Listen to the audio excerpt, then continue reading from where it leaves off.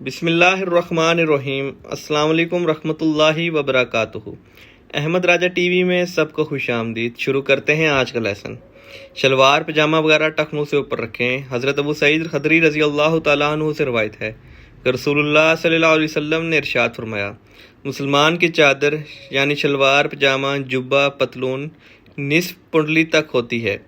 پنڈلی اور ٹخنوں کے درمیان تک کپڑا رکھنے میں کوئی حرج نہیں ہے، اور جو کپڑا ٹخنوں سے نیچے ہوگا وہ آگ کا حصہ ہے، اور جس نے تکبر کی وجہ سے کپڑا ٹخنوں سے نیچے لٹکایا، روز قیامت اللہ تعالیٰ اسے رحمت کی نگاہ سے نہیں دیکھیں گے۔ سنن ابی داؤد حدیث نمبر 4095۔